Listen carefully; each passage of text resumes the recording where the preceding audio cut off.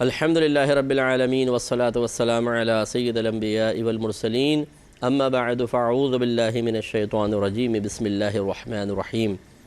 پچھلے پروگرام میں صبر سے متعلق میں ایک واقعہ ضمناً عرض کر رہا تھا۔ علامہ جلال الدین سیوطی صاحب رحمۃ اللہ علیہ نے شرح الصدور میں اس کو نقل کیا کہ وہ تین بھائی تھے اور تینوں مسلمان تھے، جہاد پر گئے، بڑی بہادری سے لڑے، لیکن وہ وہاں پر گرفتار ہوئے۔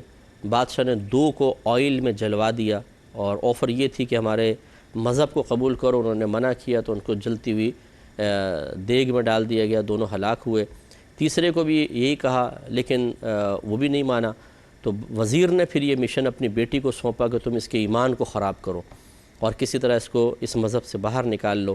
تو بادشاہ بھی راضی ہو گیا کہ ٹھیک ہے، تم اپنے جس طریقے سے چاہو اس کے اسلام کو ختم کرو۔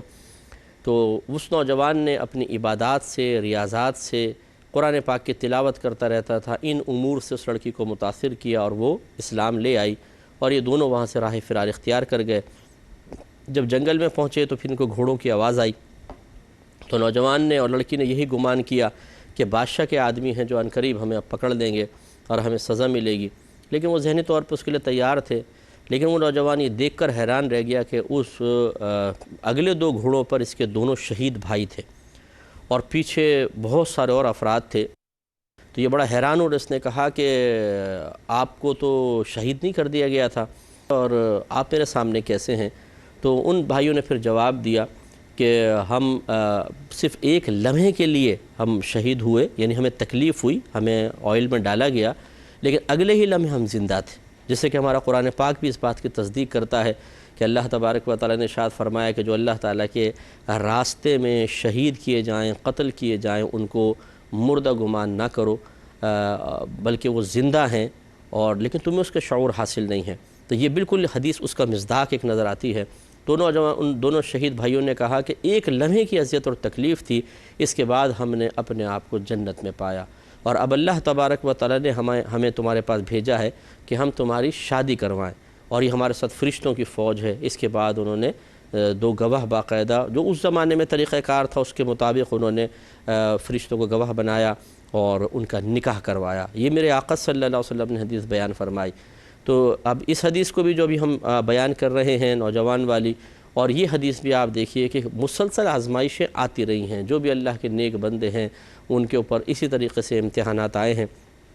تو اس نوجوان کے جو بادشاہ کا مصاحب تھا، جو درباری تھا، جس کی آنکھیں اس نوجوان نے ٹھیک کی تھیں، تو اس نے جب انکار کیا تو اس کو بھی مروا دیا گیا۔ اس کے بعد اب دیکھیں، جس کو اللہ رکھنا چاہے، دو آدمیوں کو آرے سے چروایا، تو تیسرے کے بارے میں بادشاہ کا ذہن میں کیوں نہیں خیال آیا کہ اس نوجوان کو بھی آرے سے دو ٹکڑے کروا دیے جائیں؟ لیکن نہیں، بادشاہ نے اپنے ساتھیوں سے کہا، پہلے دین کا مطالبہ کیا کہ دین چھوڑ دیا جائے، اس نے منع کیا تو اس نے اپنے چند ساتھیوں کو کہا کہ اس کو لے جاؤ فلاں پہاڑ پر، اس کی چوٹی سے نیچے پھینک دو۔ اب آپ اندازہ کریں کہ کیسے اللہ تبارک و تعالیٰ اگر اپنے بندوں کو بچانا چاہتا ہے اور ان کو دشمنوں سے محفوظ کرنا چاہتا ہے تو کیسے ان کے اذہان کو بدل دیتا ہے، کیسے ان کے فہم و فراست کو سلب کر لیتا ہے، کیسے ان کی تدابیر میں نقص پیدا کر دیتا ہے۔ اللہ کا بڑا کمال ہے۔ اس لیے اچھی طریقے سے یاد رکھیں، جو میرے دینی بھائی بہن ہیں، دینی بھائی بہن سے مراد ہر ایک دینی بھائی بہن ہے، میری ابھی مراد ہے جو نیک ہیں، پرہیزگار ہیں، باعمل ہیں، عبادات پر استقامت پذیر ہیں۔ یہ اچھی طرح یاد رکھیں کہ اگر آپ نے مصیبتوں پر صبر و تحمل کیا، اگرچہ آپ کے لاکھوں ہزاروں دشمن ہوں، اللہ تبارک و تعالیٰ ان مصیبتوں پریشانیوں سے نکلنے کا کوئی نہ کوئی راستہ آپ کے لیے نکال دے گا، لیکن آپ کو عبادات پر استقامت پذیر ہونا ہے۔ اسی طرح آپ کے لاکھوں دشمن ہوں، اگر اللہ تعالیٰ کی رحمت شامل حال رہی، انشاءاللہ کوئی ایسے کامیاب نہیں ہوگا کہ آپ کو تباہ و برباد کر دے۔ اللہ تعالیٰ ان کے فہم، ان کی فراست کو ختم کرے گا، ان کو آپس میں پھوٹ میں مبتلا کر دے گا اور آپ سرخرو ہی رہیں گے۔ تو میری وہ بہنیں کہ جو اس طرح کی فیملیز میں پھنسی ہوئی ہیں، شوہر ظالم ہے، نندیں ظلم کر رہی ہیں، بھابیاں دیگر جو ہیں وہ ظلم کر رہی ہیں، یعنی جو دیورانی جٹھانی جس کو کہتے ہیں، اسی طریقے سے ساس کی طرف سے کچھ ایسے معاملات ہیں، یا بعض اوقات اپنی بھابیاں بھی اس طرح کے معاملات کر رہی ہوتی ہیں، وہ اگر نیکیوں پہ استقامت پذیر رہیں، ان کے تکالیف برداشت کریں تو ان مع العسر یسرا، اللہ تعالیٰ نے قرآن میں واضح طور پہ فرمایا کہ بے شک ہر تنگی کے ساتھ ایک آسانی ہے، ہر تنگی کے ساتھ اللہ نے آسانی رکھی ہے۔ تو انشاءاللہ اللہ تعالیٰ آپ ہی کو عزت دے گا. ان کے لیے ذلت ہے، ان کے لیے یا تو توبہ کا راستہ بتا دے گا، وہ ہدایت کی طرف آ جائیں گے، معذرتیں کریں گے، معافی مانگیں گے. لیکن اگر آپ انتقام کریں، بے صبری کا مظاہرہ کریں تو کوئی فائدہ نہیں ہے، سب چھن جائے گا. جو پاس ہے وہ بھی چلا جائے گا، ثواب بھی گیا اور دنیا میں بھی عزت نہیں ملے گی. اس لیے ہمت سے صبر کا ہی راستے اختیار کرنا چاہیے. تو بہرحال بادشاہ نے، اللہ تعالیٰ نے اس بادشاہ کے فہم و فراست کو سلب کر لیا. 2 کو آرے سے چروایا، چاہتا تو اس کو بھی مروا دیتا. لیکن اللہ تعالیٰ جب کسی سے کام لینا چاہے، جب اللہ تعالیٰ کسی کو محفوظ کرنا چاہے تو اسی طریقے سے لوگوں کے درمیان سے اس کو دشمنوں کے درمیان سے بچا لیا کرتا ہے. آپ کو یاد ہوگا الحادی میں ہی ہم نے جب انبیاء علیہم السلام کے واقعات ذکر کر رہے تھے تو موسیٰ علیہ السلام کا واقعہ ذکر کیا تھا کہ ان کی والدہ نے انہیں تابوت میں رکھ کر دریا میں بہایا. فرعون اور ان کی زوجہ آسیہ، اس کی زوجہ آسیہ جو تھیں وہ اس ٹائم محل پہ تھیں، دیوار پہ کے پاس کھڑے تھے، تو سامنے دریا میں سے تابوت گزرتا ہوا نظر آیا. تو انہوں نے، زوجہ نے کہا دیکھیں کیا ہے، اور وہ دشمن تھا، وہ بچوں کو مار رہا تھا بنی اسرائیل کے اپنے خواب کی وجہ سے کہ مجھے میری سلطنت، میرا تختہ الٹنے کا سبب بنا دیں گے. لیکن اسی فرعون کے دل میں اللہ نے حضرت موسیٰ علیہ السلام کی محبت ڈالی اور انہی کے محل میں وہ پروان چڑھا ہے. تو خلاصہ کلام یہ ہے کہ جب اللہ تعالیٰ اپنے کسی نیک بندے کی مدد کرنا چاہتا ہے تو اس طرح راستے نکال دیتا ہے. تو ہماری وہ بہنیں کہ جو بظاہر کرائسس کا شکار ہوتی ہیں، پریشانی کا، ایسی آفیسز میں بعض لوگ ہوتے ہیں مختلف سازشیوں کے سازش میں پھنس جاتے ہیں، انہیں کوئی راستہ نظر نہیں آتا نکلنے کا، بچنے کا، زوال عزت سے محفوظ رہنے کا. تو بعض اوقات فوراً شیطان ان کو اللہ تعالیٰ کی ذات سے مایوس کر دیتا ہے اور وہ سوچتے ہیں کہ نہیں اب میرے ساتھ کچھ بھی نہیں ہو سکتا، اچھا کچھ بھی نہیں ہوگا. اللہ کی طرف سے بھی مایوس ہو جاتے ہیں، بندہ کوئی نظر نہیں آتا، دنیاوی سہارا نظر نہیں آتا. لیکن یہی وہ وقت ہے، یہی وہ آزمائشی لمحہ ہے کہ جب اللہ تعالیٰ پر یقین و توکل بالکل متزلزل نہ ہو، انتہائی مضبوط رہے، پھر بات ہے. بعض اوقات جب نعمتیں مل رہی ہوتی ہیں نا، پھر تو ہم کہتے ہیں ہمیں بڑا اللہ کے اوپر بڑا بھروسہ ہے جی، ہمیں بڑا توکل ہے، یہاں سے بھی پیسہ آ رہا ہے، یہاں سے آ رہا ہے، یہاں سے آ رہا ہے، تو وہ توکل زندہ باد. کمال تو یہ ہے کہ یہاں سے چھینے، یہاں سے چھینے، یہاں سے چھینے، پھر اللہ تعالیٰ پر اسی طرح پختہ لہجے کے ساتھ اعتماد کا انسان اظہار کرے، پھر ہے نا کمال. تو جب ہمیں مل رہا ہوتا ہے تو اللہ بہت اچھا لگتا ہے، لیکن جب چھن رہا ہوتا ہے تو معاذ اللہ ثم معاذ اللہ، اللہ تعالیٰ اگر اللہ کی رحمت شامل حال نہ ہو تو اللہ تعالیٰ بھی برا لگنے لگ جاتا ہے معاذ اللہ. اسی لیے پھر لوگوں کی زبان پر گندے کلمات جاری ہوتے ہیں، بغاوت کے کلمات جاری ہو جاتے ہیں، وہ اللہ تعالیٰ کو برا بھلا کہنا شروع کر دیتے ہیں اور سمجھتے ہیں کہ ہم صحیح کر رہے ہیں. اور بعض تو ایسے جاہل بھی ملے ہیں جو شاید یہ سمجھتے ہیں کہ جب ہم 2-4 برا بھلا کہیں گے تو ہو سکتا ہے اللہ تعالیٰ معاذ اللہ ثم معاذ اللہ، بس ان کا اپنا ہی ذہن ہوتا ہے، چھوٹی چھوٹی سوچیں ہیں کہ جب ہم برا بھلا کہیں گے تو ہو سکتا ہے اللہ تعالیٰ سوچے کہ بھئی یہ تو ہمارا بندہ بدزن ہو رہا ہے اور اس کو تو راضی کرنا چاہیے، تو بھئی دو اس کو کچھ نہ کچھ تاکہ یہ ہمارے خلاف نہ بولے.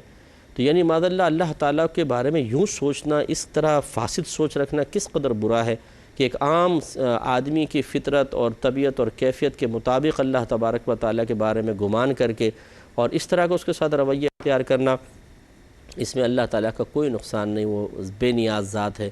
آپ اور میں اگر کچھ بھی نہ کریں اس کو کیا فرق پڑتا ہے، آپ سوچئے. اربوں خربوں، یعنی لا تعداد فرشتے، کہ اربوں خربوں میں کی کوئی حد ہوتی ہے، لا تعداد فرشتے ہر وقت اس کی عبادت کر رہے ہیں. دنیا بھر میں آپ دیکھ لیں کتنے نیک لوگ ہیں، نمازیں پڑھ رہے ہیں، قرآن پاک کی تلاوت کر رہے ہیں، ذکر الہی کر رہے ہیں. ایک آپ کی میری اوقات کیا ہے، ہمیں سوچنا چاہیے کہ اس رب کی بارگاہ میں اس طرح کا رویہ اختیار کریں جیسے ایک بلیک میل کر رہے ہیں. جیسے اولاد ہوتی ہے کہ بعض اوقات ماں باپ کو بلیک میل کرتی ہے، میں مر جاؤں گا، میں پھانسی پہ چڑھ جاؤں گا، میں خودکشی کر لوں گا، میں ٹرک کے نیچے آ جاؤں گا اگر تم نے میرا مطالبہ پورا نہیں کر. گھر ڈر جاتے، نہیں نہیں بھائی اس کو کچھ دو، ہمارا ہے نا، ایسا نہ ہو کچھ کر بیٹھے. تو اس طریقے سے معاذ اللہ ثم معاذ اللہ اللہ تعالیٰ کے ساتھ رویہ اختیار کرنا کیا فائدہ. اور مطلب یہ وہی لوگ ہوتے ہیں زیادہ تر جنہوں نے اللہ تعالیٰ کو کبھی سمجھا نہیں ہوتا، نہ اپنے عقائد اسلام کبھی اچھی طریقے سے پڑھنے کی زحمت گوارہ کی ہوتی ہے، بیچاروں کو پتہ ہی نہیں ہے کہ عقائد اسلام کیا ہیں. وہ اللہ تعالیٰ کو ایک انسانی معاذ اللہ کیفیات کا حامل تصور کرتے ہوئے اس طرح کے رویے اختیار کرتے ہیں. یہ انتہائی بری بات ہے، اس سے بچنا چاہیے. تو بس ہمت رکھیں، کوئی کسی بھی کرائسس میں ہو، کتنے ہی دشمن ہوں، کتنے آپ کے ٹانگیں کھینچ رہے ہوں، اللہ پہ بھروسہ توکل کامل رکھیے.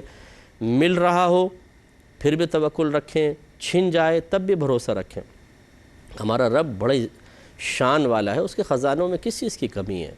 بہت عطا فرما سکتا ہے، وہ اپنے دشمنوں کو دیتا ہے۔ آپ دیکھیں جتنے غیر مسلمین ہیں، بعض تو ہیں جو خدا کو مانتے ہیں لیکن شرک کرتے ہیں، اور بعض ایسے ہیں جو وجود خدا کے منکر ہیں، جیسے کمیونسٹ وغیرہ ہیں، وہ اللہ کے وجود کو تسلیم ہی نہیں کرتے کہ کوئی خدا ہے۔ اس کے باوجود کیا اللہ ان کو نعمت نہیں دیتا؟ کیا ان کو پیسہ نہیں دیتا؟ کیا ان کو عزت نہیں دیتا؟ کیا ان کے لیے آسانیاں پیدا نہیں فرماتا؟ ہے کوئی ایسی ذات دکھائیے کہ جو اللہ تعالیٰ کے معاذ اللہ مقابلے میں آ سکتی ہو؟ ایسی بے نیاز ذات ہمارے ساتھ کوئی تھوڑا سا برا کرے ہم تو اس کو بھوکا مار دیں، ہم تو چاہیں کہ یہ ذلیل ہو جائے پوری دنیا کے اندر، لیکن اللہ تبارک و تعالیٰ کی شان بڑی اعلیٰ ہے۔ اس لیے اللہ کو سمجھنا چاہیے، یعنی اللہ کو سمجھنا چاہیے، مراد نہیں ہمیں اللہ کو سمجھنا چاہیے۔ میرا کہنے کا مطلب ہے کہ ہمیں چاہیے کہ اللہ تعالیٰ کو سمجھیں، اس کی صحیح معرفت حاصل کریں، تاکہ اس طرح کے نامعقول حرکتوں میں مبتلا نہ ہو۔ تو بہرحال بادشاہ نے کہا اس کچھ پہاڑ کی چوٹی پہ لے جاؤ، وہاں سے گراؤ، لے گئے۔ تو اس نوجوان نے وہاں پہنچ کر دعا مانگی کہ اے اللہ جس طرح چاہے مجھے ان سے کفایت کر، مجھے بچا ان سے۔ تو چنانچہ ایک زلزلہ آیا، پہاڑ لرزنے لگا اور وہ سارے کے سارے گر گئے، نوجوان بچ گیا۔ یعنی دیکھیں اگر یہ نبی کریم صلی اللہ علیہ وسلم واقعہ بیان نہ کریں تو آپ کہیں گے اچھی کہانی بنائیے، ہم تو ایسے کہتے ہیں کہانی، اور ہم کہتے ہیں اس میں لوچ ہے تھوڑا سا، وہ کیوں نہیں گرا، پھر سارے گر گئے۔ لیکن یہ ہمارے نبی کریم صلی اللہ علیہ وسلم خبر دے رہے ہیں جو بالکل حق اور سچ ہے، مستند حدیث پاک ہے۔ اس کا مطلب ہے کہ بعض ڈرامائی سچویشنز ہوتی ہیں جو ڈراموں میں یا فلموں میں آپ نے کہیں دیکھی ہوں گی، یا زبردستی کسی مرکزی شخصیت کو بچانے کے لیے اس طرح کے سچویشنز بناتے ہیں، سارے مر گئے وہ بچ گیا۔ لیکن یہ حقیقت میں بھی ہوتا ہے کہ جب اللہ تبارک و تعالیٰ کا کوئی اچھا بندہ ہوتا ہے، نیک بندہ ہوتا ہے، اللہ تعالیٰ اسے بچاتا ہے، سب کو ہلاک کر دیتا ہے۔ جیسے پچھلی قوموں پہ عذابات آئے، انبیاء علیہ السلام اور ان کے متبعین محفوظ رہے، باقی سب ہلاک ہوئے۔ نوح علیہ السلام یہ دیکھ لیجئے، کشتی میں تقریباً 72 یا 80 نفوس کو لے کر اور ہر جاندار کا ایک جوڑا لے کر آپ تشریف فرما ہوئے، اتنی بڑی کشتی بنائی، سارے کے سارے ڈوب گئے، آپ بچ گئے۔ تو اللہ تعالیٰ اپنے نیک بندوں کو بچانے پر بالکل قدرت رکھتا ہے، ہمیں ایمان مضبوط رکھنا چاہیے۔ وہ لڑکا پھر بادشاہ کے پاس پہنچ گیا، سوال ہی پیدا ہوتا ہے بھاگا کیوں نہیں؟ بھئی چلے جاتا کہیں پر محفوظ ہو جاتا، لیکن پھر بادشاہ کے پاس پہنچ گیا، اس لیے کہ اللہ تعالیٰ کی طرف سے الہام ہی یہ تھا کہ وہاں آؤ، کیونکہ اللہ تعالیٰ کی خفیہ تدبیر جو ہے وہ بڑی کار فرما ہوتی ہے۔ ہمیں بظاہر کوئی چیزیں سمجھ میں نہیں آتی ہیں، لیکن اللہ تبارک و تعالیٰ ہمارا ماضی بھی جانتا ہے، وہ حال بھی جانتا ہے، وہ مستقبل بھی جانتا ہے۔ ابھی میں نے آپ نے کچھ سوچا بھی نہیں ہوتا، اسے ہماری سوچ پتہ ہوتی ہے۔ ابھی ہم نے کوئی عمل بھی نہیں کیا ہو تو وہ جانتا ہے کہ کیا کرنے والا ہے۔ تو یہ سب چیزیں اللہ کے پیش نظر ہوتی ہیں، اس کا علم بہت وسیع ہے۔ تو اللہ تعالیٰ نے اس نوجوان سے بادشاہ کے دربار میں ایک بڑا کام لینا تھا، اس لیے اس کو بھاگنے کا الہام نہیں فرمایا، بلکہ واپس بادشاہ کے دربار میں آنے کا الہام اس کے دل میں، قلب میں ڈالا، خیال ڈالا، اور وہ چل کے پھر بادشاہ کے سامنے آ گیا۔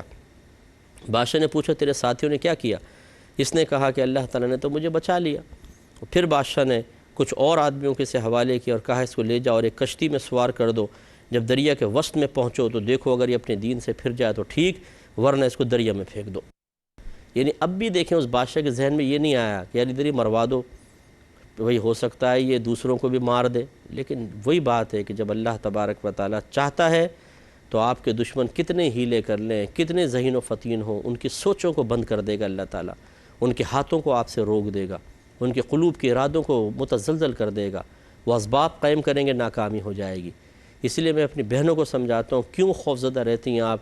فلاں جادو ٹونا نہ کروا دے، فلاں تعویذ نہ کروا دے، فلاں ہمارے ساتھ یہ نہ کر دے، اسی خوف میں مبتلا رہیں گے اور مطلب ڈرتے رہیں گے، ڈپریشن کا شکار ہو جائیں گے، پھر چھینک بھی آئے گی تو کہیں گے دیکھا ہم نے تو پہلے ہی کہا تھا، وہ کل پھپھو ہو کے گئی ہیں، انہوں نے کچھ کیا ہوگا تبھی چھینک آئی ہے۔ ارے بھائی لا حول ولا قوت، ہر چیز میں جادو، ہر چیز میں ٹونا، ہر چیز میں تصور بندش قائم کرنے کی کوشش۔ تو یہ سوچئے سب سے بڑی طاقت اللہ تبارک و تعالیٰ کی ہے۔ اللہ سے اپنا رشتہ مضبوط کریں، وہی شخص اپنے آپ کو بے سہارا سا محسوس کرتا ہے، وہی شخص اپنے آپ کو تنہا مطلب محسوس کرنے لگ جاتا ہے، وہی شخص لوگوں کی طرف امید بھری نگاہیں ڈالتا ہے جو اللہ سے اپنا تعلق مضبوط نہیں کرتا ہے۔ اللہ تعالیٰ سے عبادات پر استقامت کے ذریعے، اللہ کی وسیع معرفت کے ذریعے اور اللہ تبارک و تعالیٰ کے بارے میں اچھا گمان رکھ کر ہمیشہ تعلق کو مضبوط سے مضبوط تر کرتے رہیں، اپنے یقین کو پختہ کریں۔ اللہ سے بڑھ کر کوئی طاقتور نہیں ہے، وہ اگر چاہے دیکھیں نا نبی کریم صلی اللہ علیہ وسلم جب ہجرت فرمانے لگے تو اس سے ایک رات پہلے یعنی رات کو اجلاس ہو رہا ہے، سارے کفار جمع ہیں، بھئی کیا کریں؟ طے یہ پایا، خلاصہ یہی ہے، طے یہ پایا کہ ہر قبیلے کا ایک ایک آدمی تلوار لے کر صبح کے ٹائم میں آپ کے گھر کا محاصرہ کرے گا۔ جب آپ صبح صبح نکلیں گے حرم جانے کے لیے، ایک ساتھ حملہ کر دے گا اور آپ کو شہید کر دیا جائے گا، اور ان کے خاندان والے اتنے سارے قبائل سے لڑنے کی ہمت نہیں کریں گے تو قصاص نہیں لیں گے، اور اس طریقے سے یہ راستے سے ہٹ جائیں گے۔ اب میرے آقا صلی اللہ علیہ وسلم جب صبح نکلے ہیں، اللہ نے آپ کو خبر دے دی، رات میں حضرت علی رضی اللہ تعالیٰ عنہ کو امانت سپرد کر کے اپنی جگہ لٹایا، اور صبح میرے آقا سورہ یاسین کی تلاوت کرتے ہوئے باہر آئے، سب تلوار لے کر کھڑے ہوئے ہیں چاروں طرف۔ سرکار سورہ یاسین پڑھتے ہوئے نکلے، اللہ تعالیٰ نے حکم فرمایا کہ مٹی اٹھائیں اور ان کی طرف پھینک دیں۔ میرے آقا نے مٹی اٹھائی، ان کی طرف پھینکی، اور ان کے درمیان سے نکلتے چلے گئے، اندھے ہو گئے، نظر ہی نہیں آیا کہ سرکار درمیان سے نکل کے چلے گئے ہیں۔ تھوڑی دیر بعد شیطان ایک نجدی بوڑھے کی شکل میں آیا اور اس نے کہا کہ تم یہاں کیا کر رہے ہو؟ کہا کہ ہم محمد کا انتظار کر رہے ہیں، کوئی باہر نکلے تو ہم ان کو معاذ اللہ قتل کریں۔ اس نے کہا نامقولو، ذرا اپنے سروں پہ ہاتھ پھیرو، وہ تو تمہارے سروں پہ مٹی ڈال کے چلے گئے، اب جو ہاتھ مارا تو سر پہ مٹی پڑی ہوئی ہے۔ تو دیکھیے اللہ تعالیٰ نے کیسے میرے آقا صلی اللہ علیہ وسلم کو ان کے درمیان سے نکالا ہے، پھر مٹی سر پہ گری اور احساس نہیں ہو رہا ہے کہ مٹی سر پہ پڑ گئی ہے۔ تھوڑی سی بھی ہمارے سر پہ کچھ چیز ڈالیں، دیکھیں ایک دم احساس ہوتا ہے، چاہے امامہ پہنا ہو، ٹوپی پہنی ہو، دوپٹہ اڑا ہو کسی بہن نے، ننگے سر ہو، فوراً پتہ چلتا ہے۔ تو یہ دیکھیں یہ چیزیں ظاہر کرتی ہیں کہ جب اللہ تبارک و تعالیٰ چاہے تو سامنے اندھا کر دے، چیزیں نظر نہ آئیں۔ کتنی دفعہ ایسا نہیں ہوتا کہ آپ گھر میں کینچی سامنے پڑی ہے اور آپ ڈھونڈ رہے ہیں، جی کیا ڈھونڈ رہا ہو؟ کینچی۔ بھئی یہ پڑی، او ہو میں تو آدھے گھنٹے سے ڈھونڈ رہا ہوں، مجھے تو نظر ہی نہیں آ رہی تھی۔ یہ ایسا ہوتا ہے کہ بعض اوقات بالکل آدمی اللہ تعالیٰ اندھا کر دیتا ہے آدمی کو، شے سامنے ہوتی نظر نہیں آتی۔ ان چیزوں سے آپ ذرا مجھے بھی آپ کو بھی سبق حاصل کرنا چاہیے کہ اللہ تعالیٰ چاہے تو اسی طریقے سے ہمیں آفات و بلیات سے اور دشمنوں سے ان کے سامنے رکھنے کے باوجود محفوظ رکھ سکتا ہے۔ ان کو اندھا کر دے، ان کو فہم و فراست چھین لے، ان کے ارادوں کو توڑ دے، وہ جادو ٹونا کروائیں، تعویذات کروائیں، اثر نہ کرے، تو پھر خوفزدہ ہونے کی ضرورت نہیں ہے۔ اپنی پروٹیکشن کے لیے عملی کوشش کرنے میں حرج نہیں ہے، لیکن توکل اور یقین اللہ پر کامل ہونا چاہیے، ڈپریشن کا شکار نہیں ہونا چاہیے اور صبر کرنا چاہیے۔ اللہ تعالیٰ عمل کی توفیق عطا فرمائے، آمین۔ وآخر دعوانا ان الحمدللہ رب العالمین۔ میرا رہنما کو